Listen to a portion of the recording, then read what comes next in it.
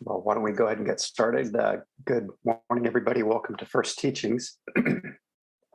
I'm Carl Skooglund, and the idea of this class is to explore the first teachings of the Buddhist tradition as they're preserved in the Pali Canon. And if you've not been with us in our last several classes, we've been exploring the foundations of mindfulness teachings viewed through the lens of another teaching called the Sutta,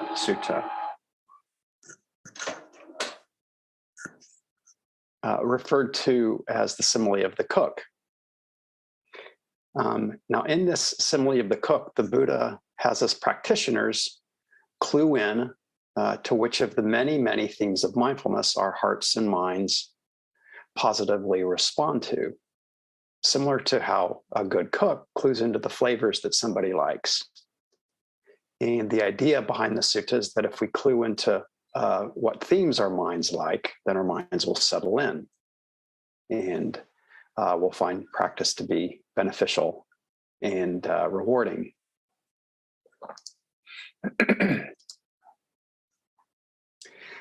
This exploration of the simile of the cook has more or less turned into a review of the themes of mindfulness as they're presented in the Satipatthana Sutta, known as the Foundations or the Establishments of Mindfulness.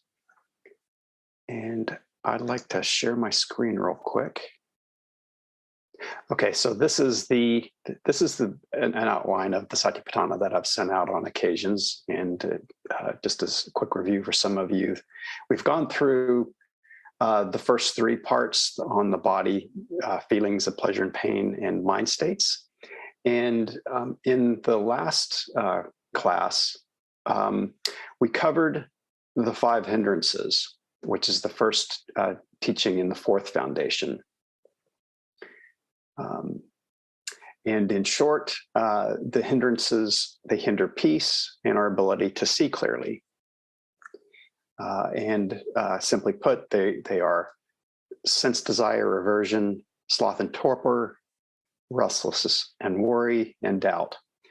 And with each of these hindrances, there is an inquiry. With those inquiries, we are to discern first if a hindrance is present or if it's not. We're to discern how a hindrance arises. And here's where right effort comes into play. We're to discern how a hindrance is abandoned.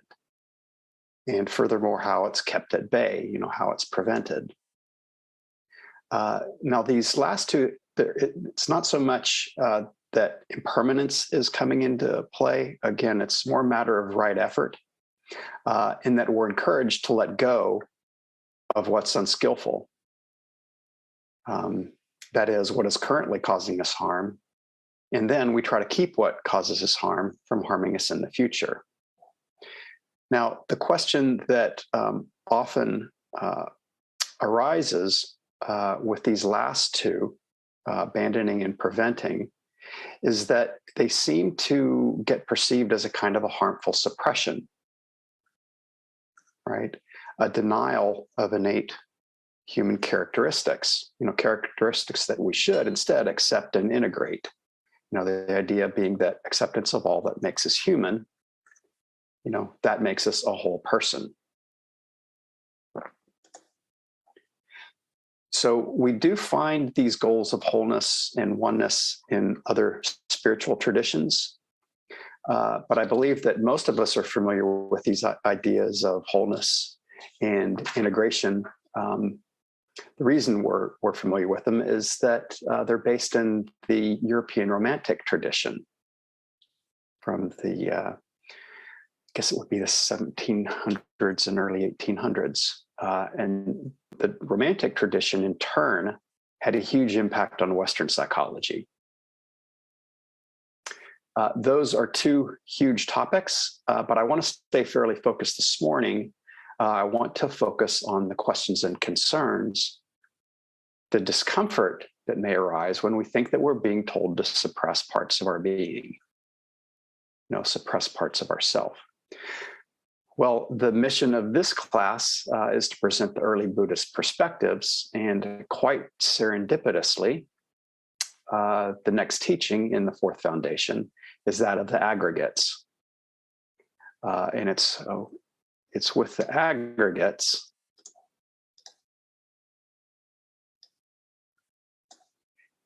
that the Buddha addresses notions of self. And I'll get into those a little more a little later. Again, anyway, that's the lead in for why we're here this morning, which is to have a discussion about what kinds of ideas, about the nature of self, that we tend to encounter here in the West, by way of, popular Western psychology, and compare that to how self is portrayed in the first teachings. As we do this, there are two key questions that we'll be exploring.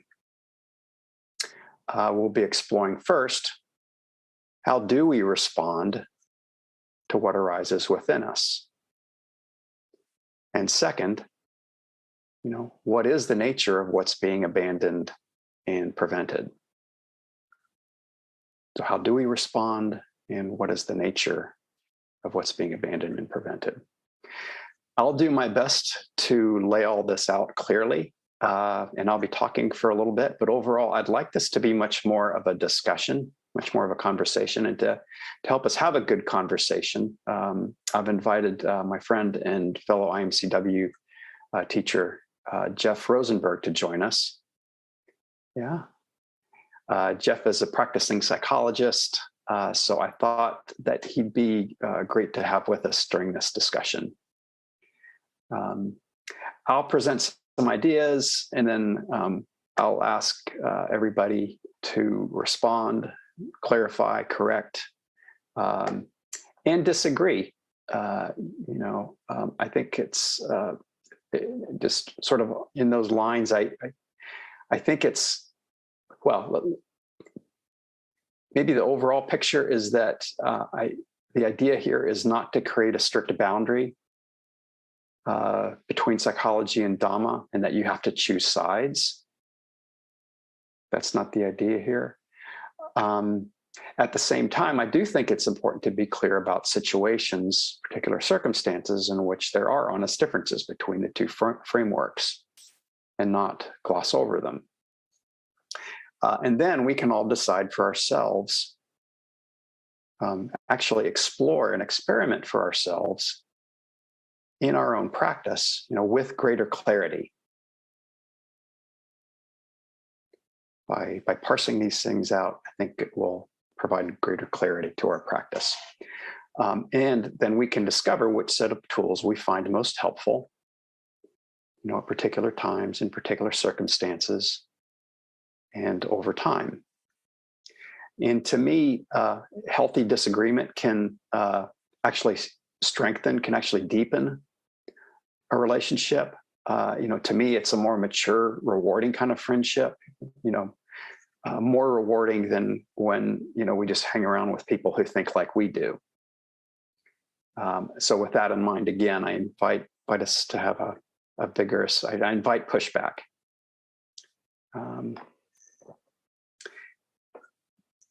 But to get us started on the discussion, I want to be clear by pointing out the particular psychology-based points of view that, in my mind, create the discomfort that I'm talking about, that I think that I've picked up on, that create tension in relation to abandoning and preventing, what we might typically call emotional states. As a layperson, I encounter psychology as it arises in the popular media.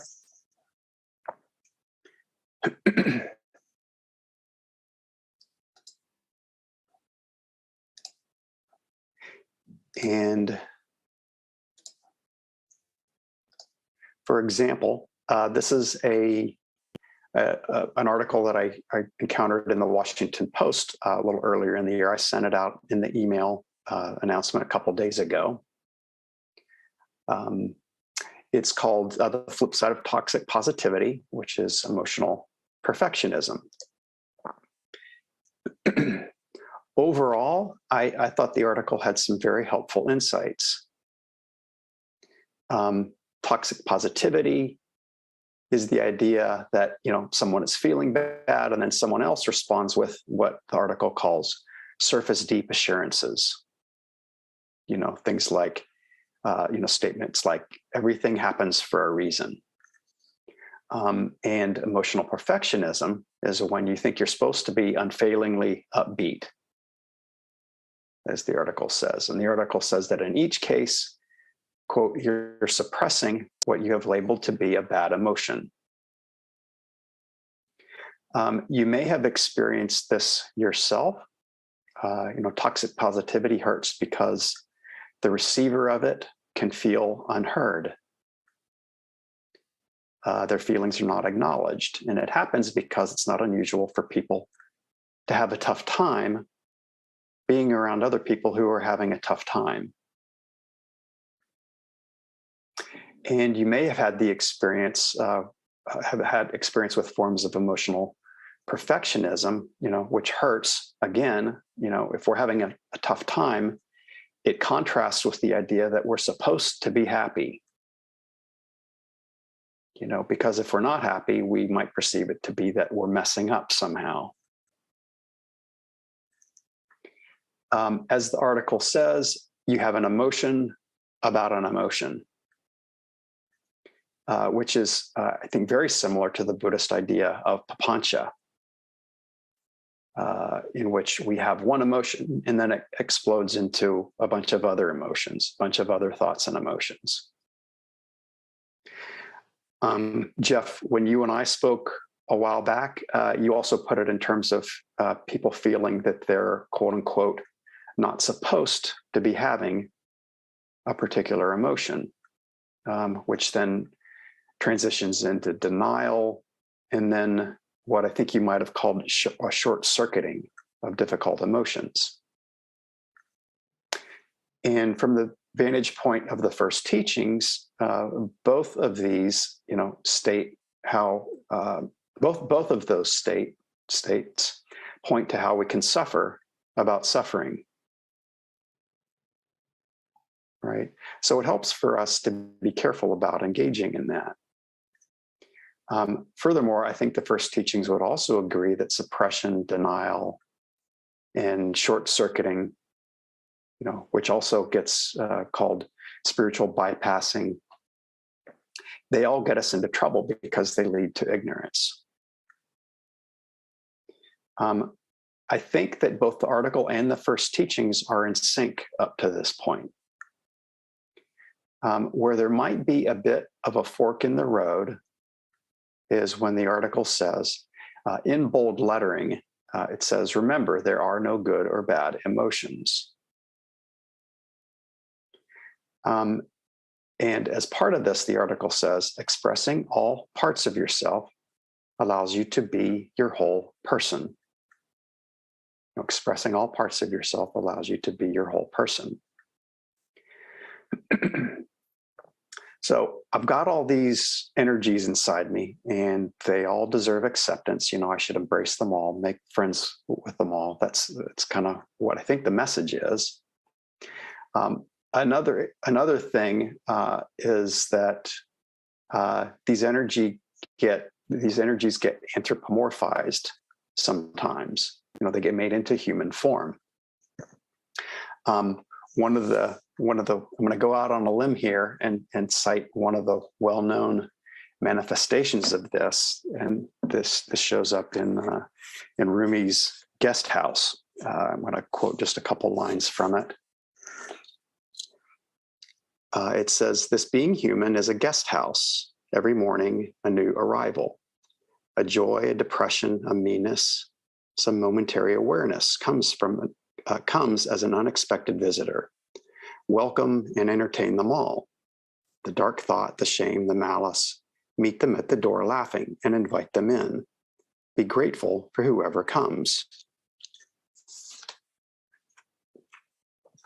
So the point here is not to badmouth Rumi, but I do want to go on and say a little bit about how the Buddha had a different take on the situation.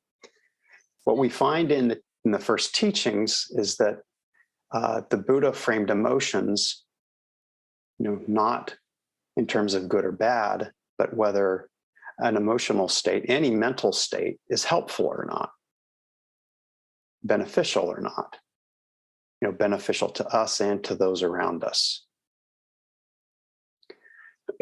And I believe this distinction is key. The distinction being, not whether something is good or bad, whether it's part of us or not, but whether it helps. And while wholeness is not a bad thing, in the Buddha's way of thinking, it doesn't come from accepting, from expressing, from inviting in and welcoming, all parts of a self. In Buddhism, at least in my own experience, what we feel as a sense of wholeness, it's more a result of realizing there's nothing that I have to crave.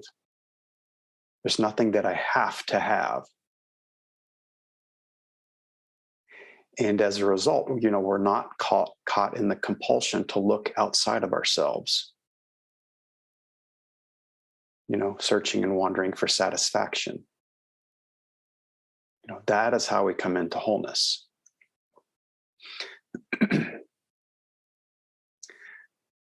Another psychological model that I've run across in popular media and in Dhamma communities is called internal family systems, or IFS. To describe it, I'm going to paraphrase from an article that I saw in an online version of Psychology Today.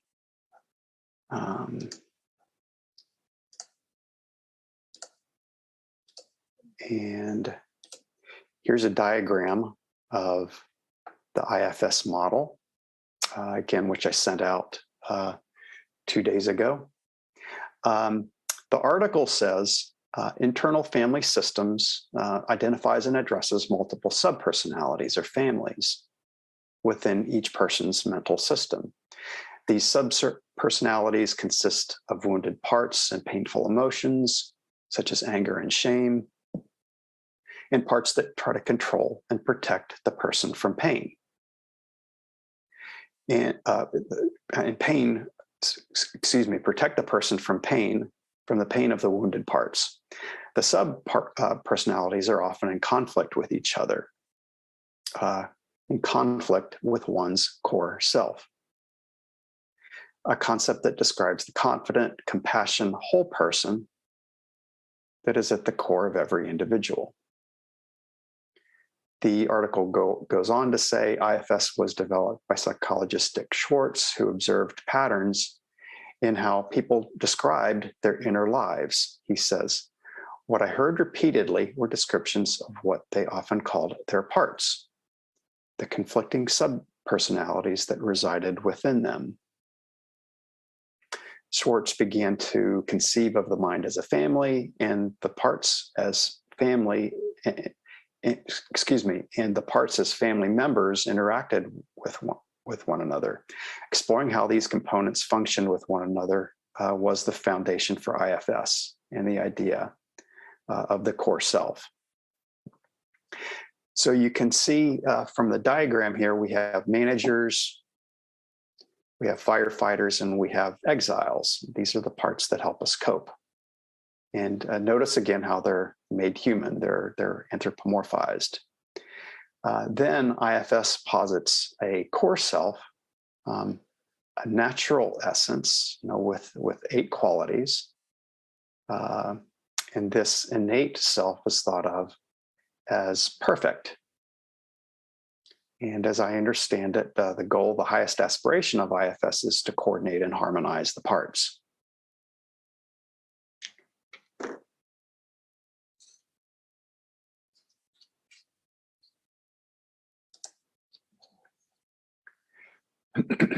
So you might think that this is the point at which I lay into IFS, but actually, the thing is, I think IFS is actually a really interesting and really helpful and accurate description of some of the energies that arise in people. And coincidentally, or perhaps oddly, one time during a period of my life when I was having kind of a tough time with something, I actually had an amazing dream that perfectly mapped with the IFS model. Maybe I can describe that, after our formal time together. If anybody wants to listen in on that wild dream. So I definitely do not want to dismiss IFS. But I would like to make what I think is a crucial distinction between IFS and the Buddha Dhamma. And that is in thinking that we have a core self. In IFS, that's self with a capital S, right? Also the idea in IFS of having a natural essence, being perfect as it is. These ideas, they get us into the whole debate, maybe the whole quagmire about what constitutes human nature. What is intrinsic, what is innate? Are we innately good? Some traditions say we're innately bad, that we're innately evil. Who are we? What are we? I'm going to touch on these questions later, but for now, I want to quote Andy Olinsky. He's the scholar of the Buddhist texts, who you may recall. We used his curriculum, his Buddhist curriculum, starting this class. Anyway, in a Tricycle article a number of years ago, in an article called No Essence, he says at one point, he says this: the crux of the Buddha's insight was that there are no essences. The middle path between intrinsic goodness and intrinsic evil is the insight that human nature is a product of interdependently arising factors. So these interdependently arising factors, as he puts it, are arising and passing away constantly. You may think of a candle flame, right? How it is constantly taking in fuel and oxygen and then giving off heat and light. So looking into this, you can see that there is no thing in there. And similarly, with each of us, with all that arises within us, there is no thing in here, nothing that stays fixed and static and enduring. If there is any ongoing quality, about this process of arising and passing, it's the quality of being plastic, of being malleable, of being fluid. And it's within this fluidity, fluidity, we each have a say in how things unfold. In how things unfold, in how our experience unfolds.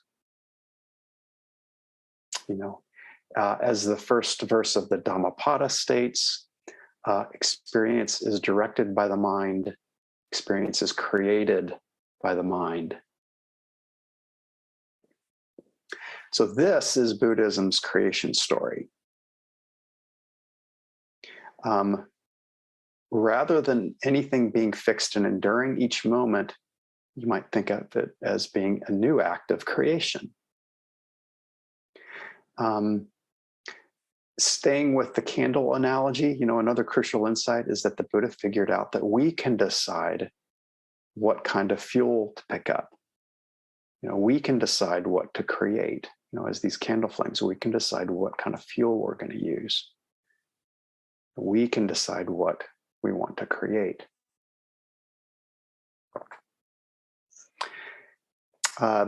Next, I want to take a little deeper look, at how the first teachings would have us work with what arises. How do we work with what arises within us? And if all of this is kind of coming across as dry and theoretical at this point, a little abstract, before the end, I do want to, steer us back into our own direct experience to make this a little more concrete. But I want to first pause and give ourselves a chance to talk through this a little bit.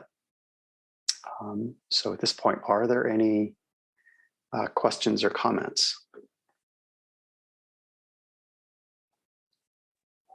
Yes, Deb. Well, I've, I guess, taken refuge in the idea that there is a light within.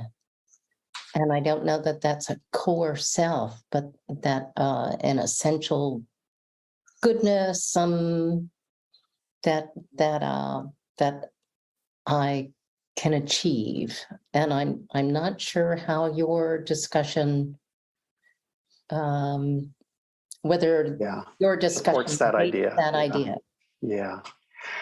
I think that the Buddhist tradition does, but I think the way would be classically framed, or the party line would be, is that you have the capacity. There's this capability for all of us humans to do this thing that the Buddha did. In that we have a Buddha nature. That's how it's framed, at least in the early tradition. It got a little more.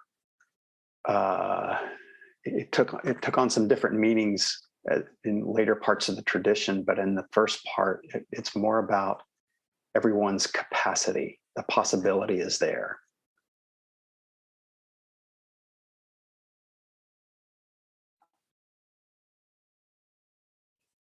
So I have practiced the internal family systems with a group. Regina led the activity, and I found it so beneficial. Yeah.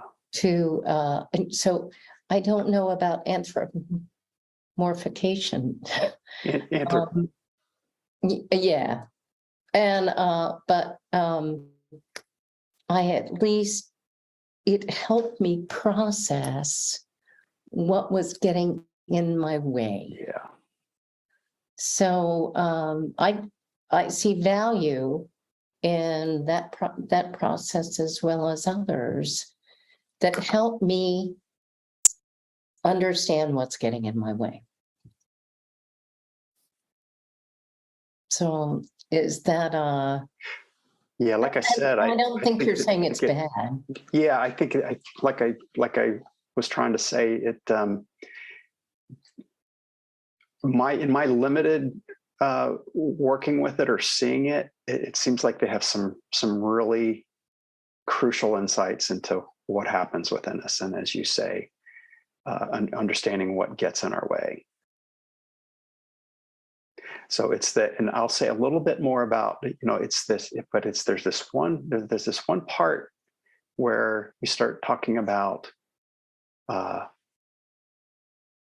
there's this core there, though. That's where it starts to get a little wobbly from the Buddhist tradition. And again, I'm just here to help us parse out the differences. I don't want to cause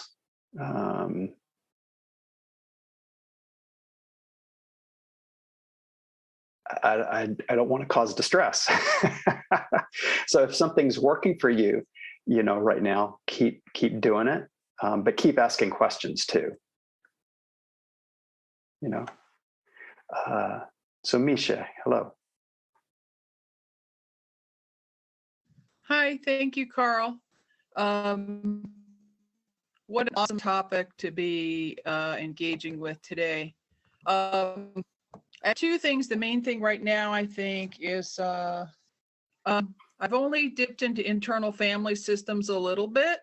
And sometimes my hackles start coming up a little bit, because I think oh yes, people talk about this as this awesome new thing. I'm like, yeah, what about psychosynthesis? Robert Ciogli developed prior to this. At least that's my understanding of the history. That's more comprehensive and, in my experience, more consistent with the Buddha Dharma.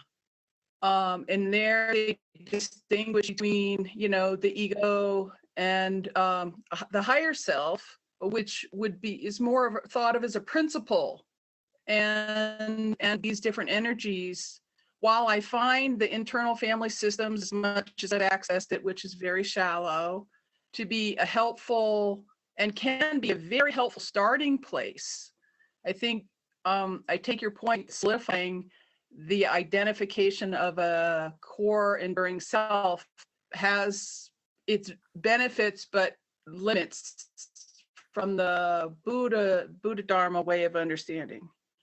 And with the psychosynthesis model that I've worked within with my counselor for several years, when energies come up, ways of engaging with them, they can come anthropomorphized in a human form, they can come in an animal form, it can come in geometric or organic shapes. So it's not all limited into a human way of framing. And so I appreciate that in psychosynthesis it includes the transpersonal and the universal aspects more, and the ordinary, mundane and divine experiences, both in a framework I find much more consistent with the Buddha Dharma. And then once Jeff comes up, I wanted to talk about the whole thing about the no good or bad emotions, it's better to express them all. Well, there's a difference between not repressing and actively expressing. And I can engage with an energy creatively, which could be considered a form of expression, but that's not like sending my anger out through behavior into the world, for example, or to just get into a very touchy subject. Sometimes sexual arousal occurs in response to stimuli that was conditioned based on early childhood trauma. Well, I don't want to engage that energy and act on it as if it's appropriate in the moment. So there's definitely there's a lot going on. Yeah, I'll stop. There's other people who want to speak. Thank you. Thank you, Misha. Emily.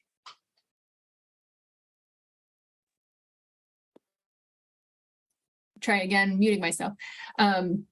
Really appreciate this discussion. Thank you. I have found the Buddhist teachings on anatta to be really challenging but relieving. Like when I first heard them, they just seemed like crazy self-evident bullshit, right? And then like over the years, more and more, it's like, oh, wait a minute, that's actually true. Oh, wait a minute, that actually is true.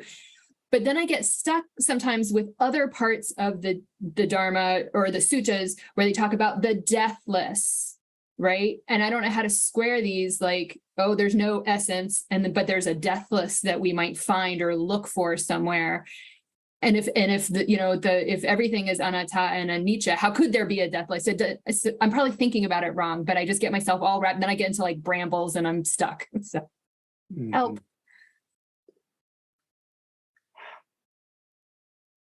Quick. Yeah, we should have had a little more time to reflect on the response to that one. The deathless, I would say, is it has to do with going beyond conditioned existence. And then once the ultimate letting go is, it takes you to a place where consciousness, where there's a kind of consciousness that is no longer conditioned. And at that point, in terms of, this is going to get really doctrinal and technique-y or technical, but when there's no more of the arising and the passing away that we find in dependent origination, then it's called the deathless. So it's kind of a term, it's a terminology that, I'm not having a good way to reframe it at the moment, but that's the best I can do right now. And then Liz, you had your hand up, and then Jeff, I think I saw you wave your real hand. So we'll do it in that order, if that's okay. Yeah, and maybe mine really should come after Jeff's, but I'll just throw it out and perhaps invite more discussion.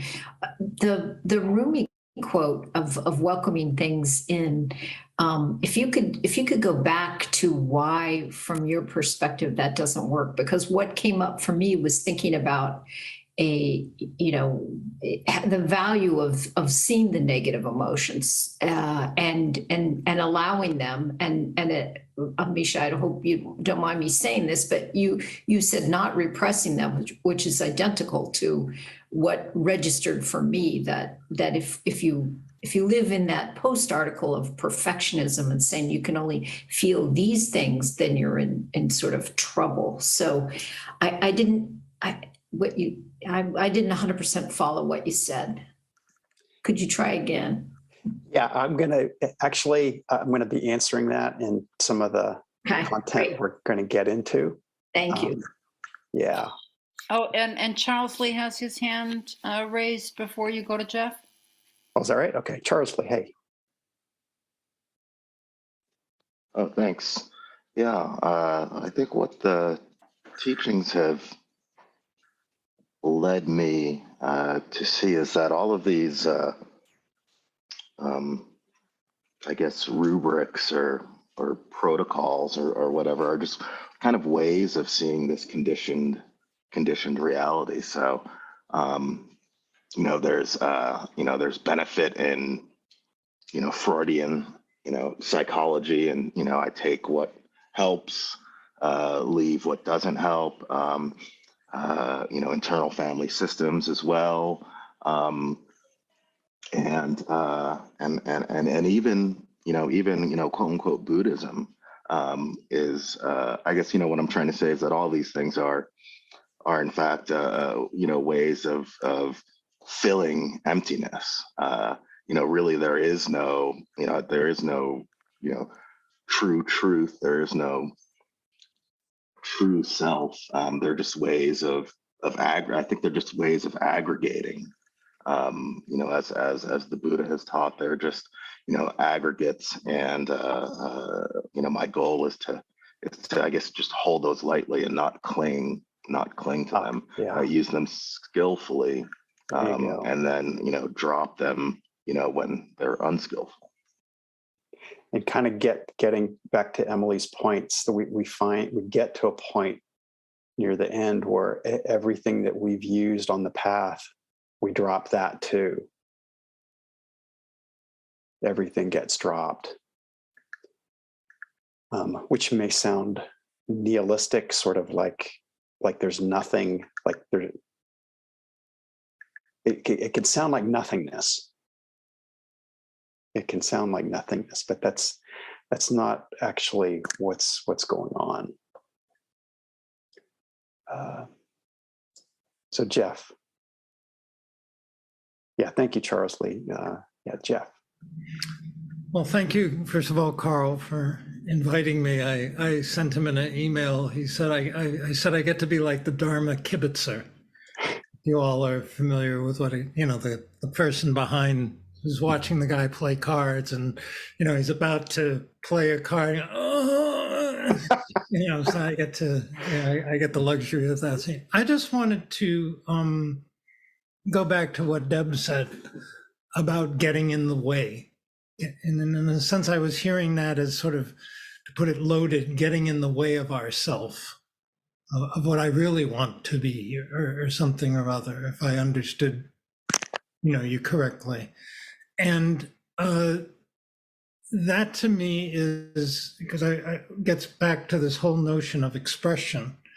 I work as a psychologist. Actually, when I was in graduate school, adult children of alcoholic families, ACOAs, was very popular, became very hot. And the one of the things that they often talked about in the early literature in that was roles, the hero, the rebel, the mascot, etc. These roles that would be played. And And so I think it's really important to be able to, on the one hand, see what one is doing, and then be able to decide, is that really helping me or hurting me? But it gets tricky because maybe there's a real sense of survival in doing what I'm doing. You know, I people please and I whatever. And if I didn't do that, I'd be in a lot of trouble, and so on and so forth. So to me, this idea of suppression or whatever, the first piece is being able to say, can we even see what's going on? Because if we don't see it, how do we, at least in a therapeutic sense, how do we work with it? If I don't see that I'm people pleasing, if I don't see how I'm getting in my own way of, in a funny way, really expressing myself, well, then how do I work with that? So I just really wanted to underscore what Deb had said, because it seems to me the first thing is being able to see it. And then the question is, that I hear the Buddha saying, is, do we have the wisdom to even know, is this wholesome? Is this unwholesome? Is this serving us or not serving us? And if it's unwholesome, then, you know, oh, I really should say something to my child about, you know, whatever it is, but I have these fears and so forth. So then maybe I really do want to rethink how I'm being and what, you know, is really a more healthy or wholesome kind of response. So I wanted to mention that. And then the other thing I wanted to kibitz about was the notion of, perhaps some of you have heard, you know, the idea of, well, what is the, if we're thinking about greed, hatred, delusion, greed, aversion, delusion, well, how do Buddhists tend to speak of its opposite or whatever? Well, typically it will be non-greed, non-hatred, non-delusion. And why that kind of language? And I think what's important is it is about uncovering. And so there is a sense of, you know, well, think about it. When you're having a good day or when things are going well, my hunch is, you know, you might tend to, quote, naturally be generous or kind or willing to really hear where the other person is coming from. And what gets in the way of that typically is greed, hatred, delusion. So in fact, Sariputta basically said, well, what is Nibbana? Nibbana is, at least in the moment, if you will, if you're Nibbana-ing in the moment, is a moment of non-greed, non-hatred, non-delusion. So this idea of uncovering, you know, fits, and I think it does fit kind of well with different models, whether psychological models, be it internal family systems or whatever it may be, where we can see things and then let go of those things and then see what's underneath. So I just wanted to add those couple of points. Thank you. Thank you, Jeff. Maria, we'll let you have the last word for this session, and then I want to try to keep plowing through some other stuff. Okay, I'll be quick. I can't recall. No, quick. It's all right. I can't recall if it was like in a class or like a reading that I was doing, but I remember the emotions being kind of boiled down to their like core essence emotion, which the like non-helpful emotions would be ignorance and hatred or something like that. So you might be feeling one thing, but where is that coming from? And like ultimately they all boil down to these two, I think it was two, like core, like I guess unhelpful emotions. So I think that's just a little side note. And then the other thing is another, I think maybe talk that I had listened to was talking about how we can like even become attached to like, I'm a really good person, and like becoming this like creating an attachment to an idea of ourselves. And while that's like can be much better than feeling like you're a terrible person, it's still an attachment and still like an illusion, really. So that's, I don't know how that fits into this. And then something else that somebody had said made me remember this like visual that you take your canoe to cross the river, and when you get there to the other end, you don't take your canoe with you. So like all of these are teachings that once we reach where we're trying to go, we no longer need them. So thank you. Yeah. Yeah, thank you, everybody. I could see us doing a class just where we hash this kind of stuff out, and I don't present much because this is good stuff to knock around. But one thing I wanted to do a little bit before I get into the specific Buddhist teachings on all this is reframe the discussion a little bit by creating a little bit of a larger context. And to do that, I want to start at the beginning. And you may laugh, but I mean like the really, really 13.5 billion year ago, Big Bang beginning. As Yuval Harari, he wrote this book called Sapiens, which I highly recommend. He kind of put it in terms of, how with the eruption of matter and energy, with the Big Bang, we have what we call physics, and then with the formation of atoms and molecules, we have chemistry. And 4.5 billion years ago, we had the Earth, and 3.8 billion years ago, we first started to have life, which is biology. And then there's also another book that I think is helpful for this discussion. Rick Hanson, he's a Buddhist, he's a neuroscientist and Buddhist practitioners. He wrote a book a while back called Buddha's Brain.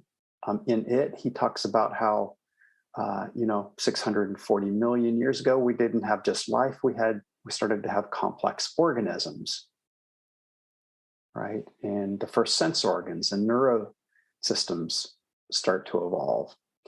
And the relevant part to us, I think, is that the brain starts to layer things on top of each other.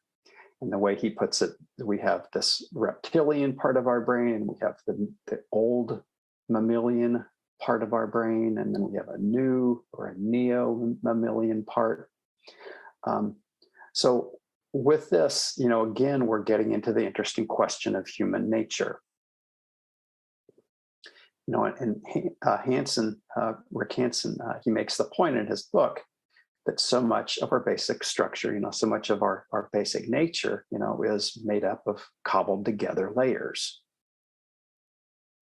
The point, and these layers, they tend to point us in the direction of pleasure and away from pain. Pleasure being associated with, opportunities for survival, and pain, being associated with threats to survival, threats to our continued existence. One of the unfortunate outcomes of this, he says, as Hanson puts it, is that negative rather than positive experiences have generally had the most impact on survival. And he goes on to say, the brain typically detects negative information faster than positive information. He says your brain is like Velcro for negative experience and Teflon for positive ones. And negative experiences generally have more impact than positive ones. So natural selection, to keep us alive, selected for vigilance and anxiety rather than peace and happiness. It's selected. It steers us towards vigilance and anxiety. And, you know, a crucial part of human development overall is this very complex social sense that we've developed. You know, we don't just have a sense of our inner world. You know, we also have empathy. We've got to have empathy. You know, we have to have a sense of what's going on, what's happening with people around us. You know, which helps us to interact and fit in. You know, to cooperative, supportive groups. You know, and as a result, we survive as individuals. You know, we have a better chance. There's so much that could be said about this too. But for now, just three things. So, you know, I think it's apparent we do have this profound evolutionary inheritance, you know, that dictates a lot of what, you know, comes up within us, dictates a lot of what arises. You know, these habits run deep. But at the same time, as has already been said, and this is the second thing, you know, nothing is fixed and innate, you know, ultimately innate. You know, we're this concoction of patterns and tendencies, you know, capacities and potentialities. Third, you know, it's said that our brains are pattern finding machines. You know, right? We look up and we see a cloud, you know, and we see that cloud, but we also see a rabbit, you know, or perhaps we see a profile of Richard Nixon. You know, things like that happen. And one of the most consequential patterns that we see, and we're just so sure that it's true, is that there is a self. You know, despite all the impermanence, we sense that there's an ongoing, continuing entity. An entity that we want to take care of. And the evolution-based tendency is to want this self to last forever. You know, to continue on and on and on, be safe. And one way of viewing much of human spirituality is that it focuses on an individual's place in the universe, but it also tends to focus on the externalities. You know, a lot of spiritualities tend to look outward, you know, keeping ourselves and our communities protected, you know, by appealing to gods, or manipulating the sun, or the rain, or, you know, helping fertility. And it focuses on continuance and survival. You know, we want to keep going again, on and on and on. So within this context, you know, within this broad set of tendencies, you know, here comes the Buddha 2,600 years ago. Well, he did see the vastness of it.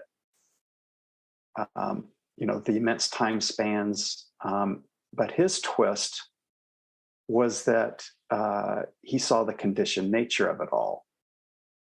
You know, not that it was built whole and complete in one act of creation, but he saw, you know, this complex buildup of interwoven actions, of interwoven processes.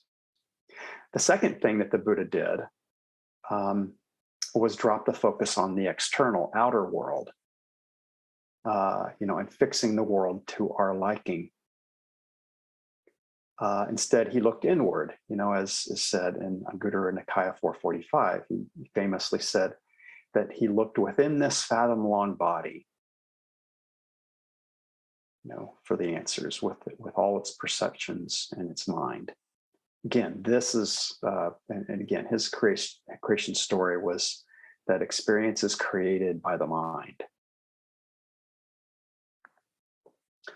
Third, what the Buddha saw differently, really differently, and what he did differently was to rethink and to drop the survival-based evolutionary priorities, you know, and instead prioritize human happiness and freedom.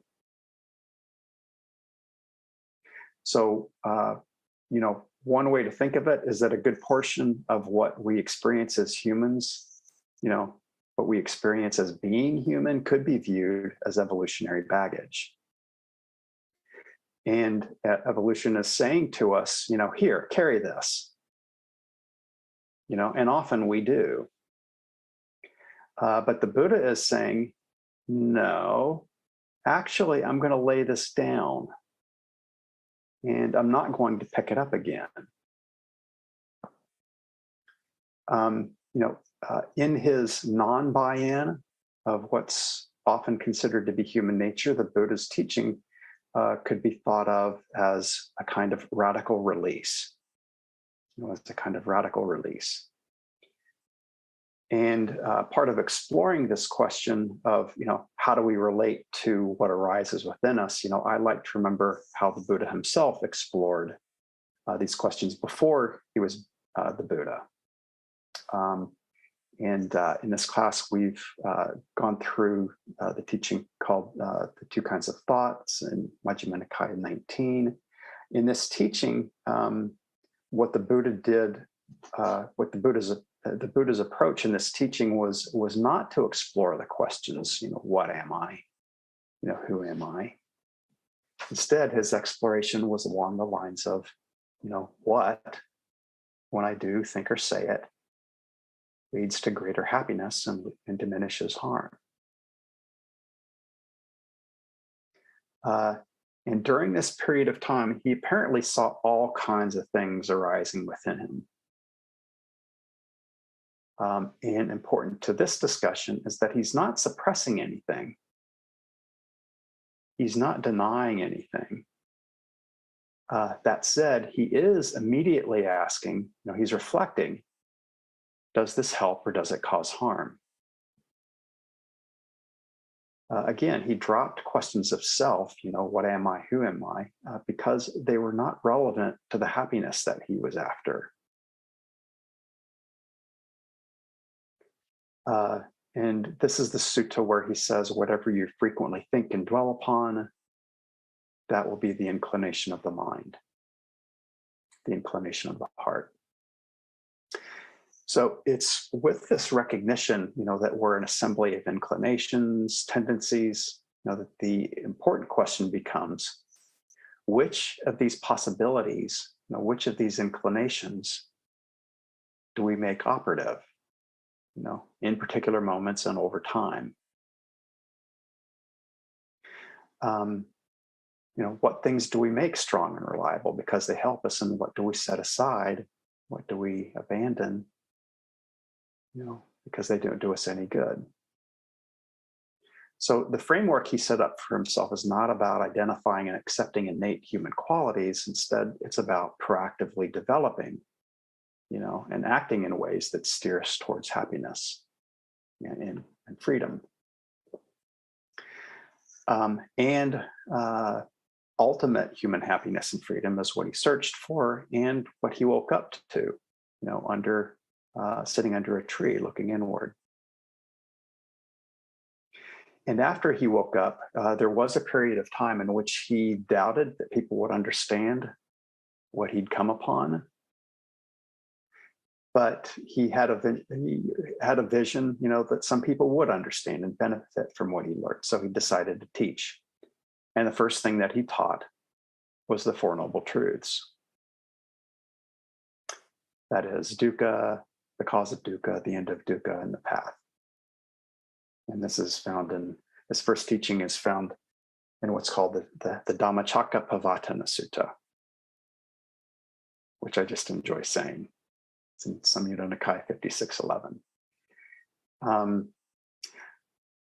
I think the lesser appreciated part of this first teaching that he shared, was that the Buddha also taught that there are tasks associated with each of the truths. And I want to spend a little time with this, again, because I think it relates to the question, how do we relate to what arises within us? The first noble truth is that, yes, there is dukkha. And the task is to comprehend dukkha. This is important for the reasons we've been saying. the first task is to comprehend. The second noble truth is that dukkha is caused by craving. And the task is to abandon that cause, to let go of what causes dukkha. The third noble truth is the end of dukkha, and the task is to realize it, to make it happen. And the fourth noble truth is the path leading to the end of dukkha, and the task is to develop the path. Yet another angle on this, and Jeff, this came up when you and I were talking earlier. There's a simile, a metaphor that we encounter in the suttas that, again, I think relates to how we respond to what arises within us. And that simile is how the Buddha is compared to a physician, right? And it aligns with the Four Noble Truths as well. In the first noble truth, the idea that we're impacted by dukkha is like the doctor's diagnosis, right? The Buddha is telling us this is the illness that we've got. The second noble truth is the doctor identifies as the cause of the illness. Our illness is caused by craving, by grasping. The third noble truth is the doctor's prognosis. And here the question is whether or not there is a possibility to be cured. And the Buddha's prognosis is yes, we can be cured of what hurts. And the fourth noble truth is the doctor's prescription, the medicine, the doctor's recommended course of action. So under this framework, there are, I think, a few key points. First is that we want an accurate diagnosis. We want a doctor to listen to us and comprehend what's happening. We don't want a doctor to be too quick to diagnose something. Maybe get the course of action wrong. And as patients, we don't do ourselves any good if we ignore our illness, right? Ignore what the doctor's telling us, ignore our own symptoms, pretend that something is not happening inside us when it really is happening. So the task of the first noble truth is to look squarely at what's happening, look squarely at what's arisen. We are to comprehend. We are to comprehend it. And remember those inquiries from each of the hindrances. They start with, is it here or is it not? And if it is here, how did it come about? This is the first noble truth comprehension stage of the sequence. And this is all good, but the thing is, people typically don't go to the doctor to only get a diagnosis. Right? We don't expect the doctor to simply accept our illness without telling us what to do about it. Of course, if there is no treatment, then that is a case of accepting, that's a case where acceptance is called for, but that is not the case with dukkha. And here, I think one key question is this, when do we know enough to go ahead and start doing something? When have we comprehended enough so that we understand what's going on? And put in terms of the tasks of the first noble truth, when have I comprehended enough such that I can go ahead and start taking action, abandoning the cause of what hurts me, or abandoning what hurts me? Because the Buddha didn't just say, you've got dukkha, live with it. But the key question is, when to make the switch. When to make the switch from the task of the first noble truth to the task of the second. When do we go from comprehending to abandoning? And I wonder if just appreciating this key moment, this key choice point, helps to relieve some of the tension, around the idea of abandoning certain emotional states. In the Buddhist framework, we do not go straight to abandoning. We do not, rush in and start squashing stuff inside of us. We're not encouraged to engage in suppression or avoidance, which leads to ignorance. But once we've comprehended, like a good doctor, the Buddha does have us go on and abandon. So I think it's so important to distinguish between these two stages and be sensitive to the timing of making the switch. It's something we can feel our way into. When is it best to engage in comprehension? It's that very healthy sense of, I need to sit with this. And it can really, really help. We can also feel our way into, when is the point where that I can say, I know all about this. I know exactly what it is, and I'm ready to turn the page.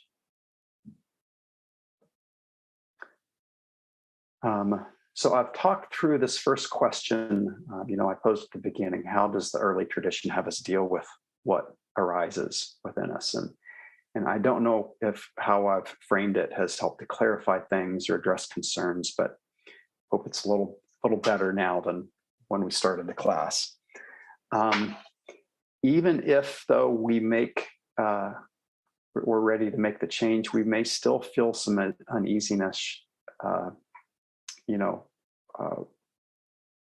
about the second question. What is it that we're abandoning? That we get into the notions of non-self, of anatta.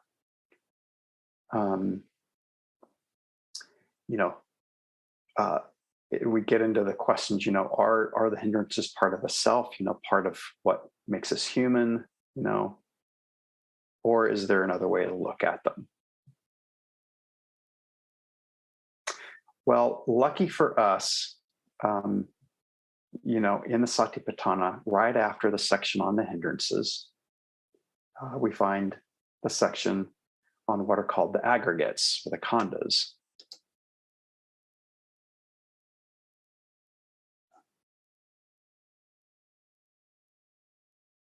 See if I can find that. Yeah. So again, we have the hindrances, and then we have the aggregates. That's the next teaching in the Satipatthana. And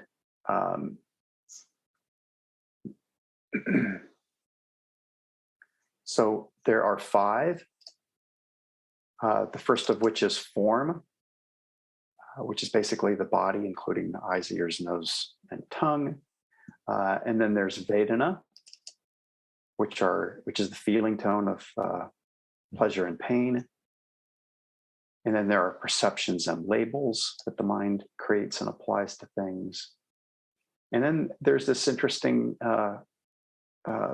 aggregate called the sankharas, which are made up of thoughts, emotions, and intentions. And then the 5th is consciousness. And interestingly, here there are 6 kinds of consciousness, not just one. We can get into that later too. So here's the key point. It's with the khandhas that the Buddha deconstructed what we perceive to be self. And just to say that the khandhas are usually translated as aggregates, which to my architect mind sounds like something solid and enduring, like a piece of rock.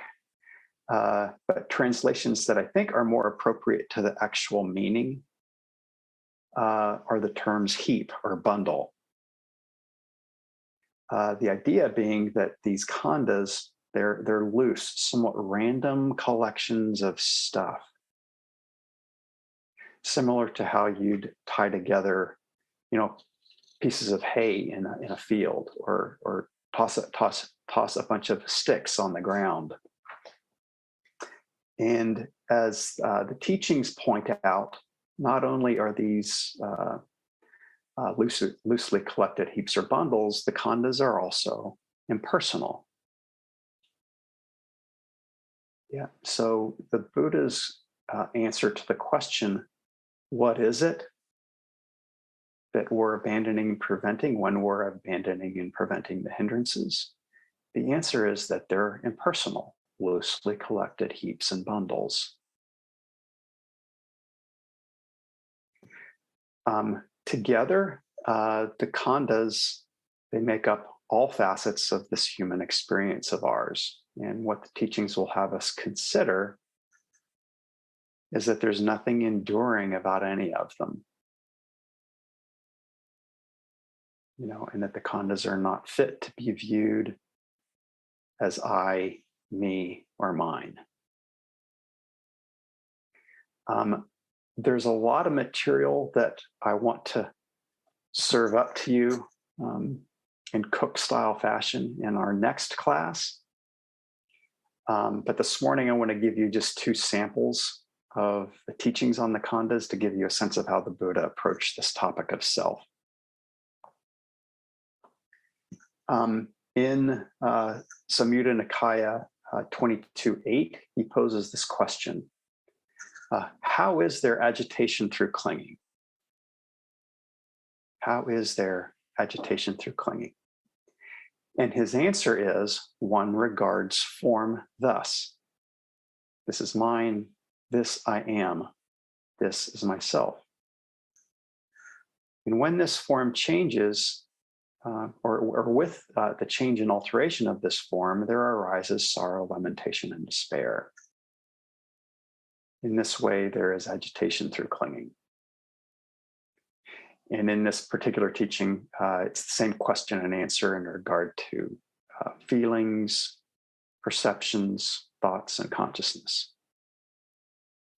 And if we take the khandhas to be mine or to be myself, if we cling to them, we suffer from agitation because the khandhas, they change, they're unreliable. Now, one subtle point that we'll be getting into in the next class is that the Buddha does not say there is no self. What he does say is that if we engage in this whole line of questioning, you know, what am I, who am I, then we create agitation. We create what he calls in one sutta a constellation of mental states when we start to question along these lines. Put another way, if we try to claim things as being me or identify core parts of ourself, you know, we set ourselves up for confusion and just an explosion of, you know, internal chatter, you know, trying to figure all that out. And a second quick quote I want to offer, I know comes from Samyutta Nikaya 22.22. And I want to share an image real quick.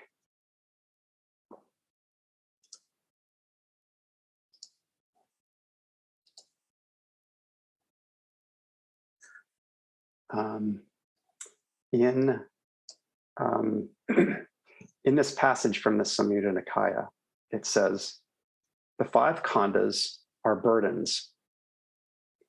The burden carrier is the person. Taking up the burden is suffering in this world. Laying down the burden is blissful. Now, some of you may recognize this image. I have no idea why Led Zeppelin put this photo on the cover of their fourth album, but I think it's a perfect image for this verse.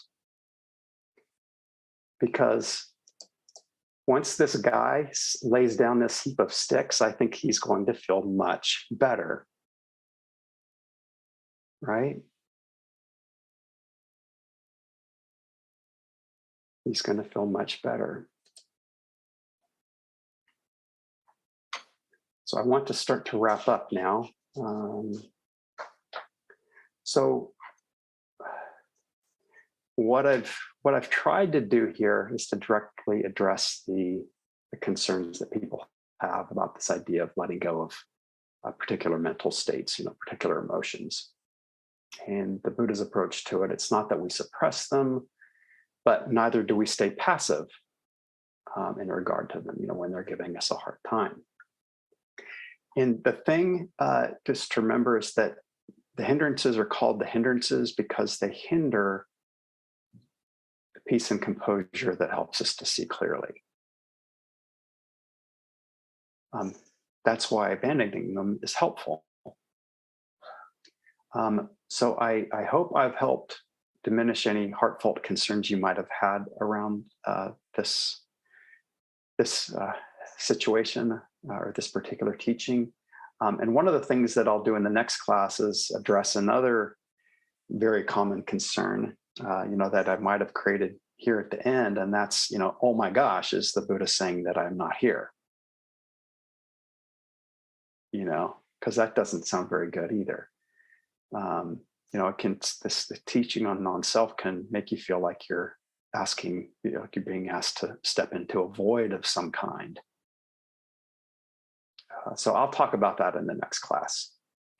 But to connect all of this with your practice, to leave you with that, connect it with your ongoing reflections. I hope that by parsing out some of the ideas we find in the popular culture, and comparing that with the first teachings, I hope this has helped to clarify, what we're actually doing when we do this practice. My hope was that, once the alternate perspectives are out there, then you can, experiment for yourself with greater clarity. Experiment for yourself with greater clarity. It might also help to remember the Buddha's famous teaching to the Kalamas in Anguttara Nikaya 365. That's the one in which he visits a community at a major crossroads. It was a major crossroads at that period of time. And the Kalamas had all kinds of spiritual teachers come through town and offering up their opinions and telling them what to do, telling them what was true. And they told the Buddha, we're confused. And the Buddha said, I can see why. And he went on to tell that community, it was not what they should believe. Instead, he encouraged them to reflect and to see and to know for themselves what kinds of mind states, what kind of states of heart, lead to harm, and what states lead to health, and to welfare, and to happiness. So yes, experiment. I invite you to experiment in that spirit and see what happens. So I will end with that. Gosh, we have 5 minutes left.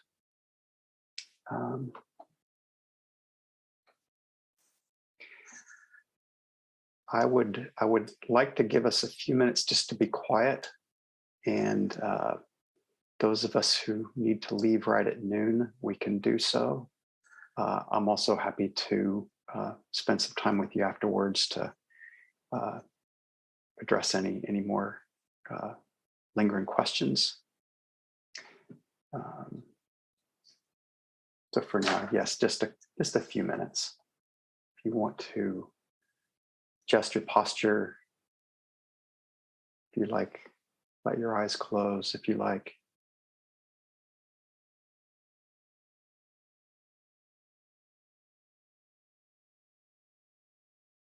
Breathe in and feel your body. Breathe out and relax.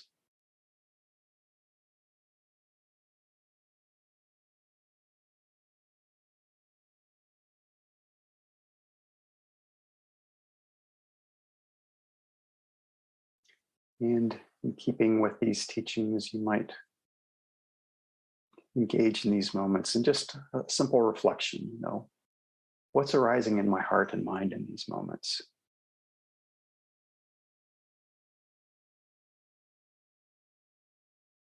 What's here? What have I created? What am I creating?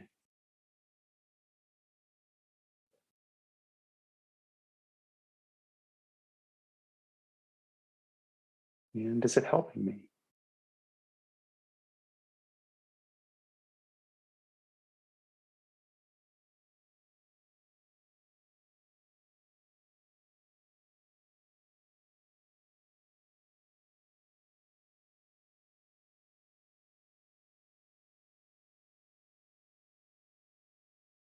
If something's giving you a hard time, it can certainly help to understand it.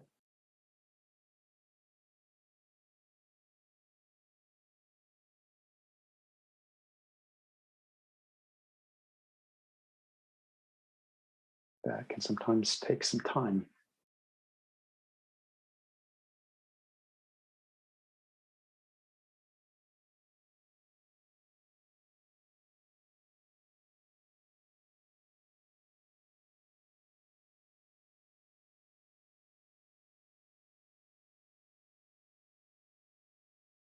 But also, if you're having a hard time with something, it can help to sense the harm of it, to sense how it hurts.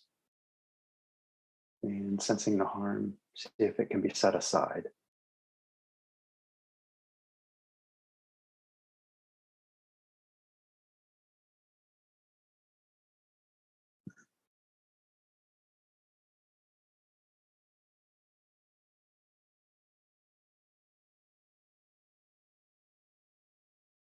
See if there are any burdens you can put down and feel much better.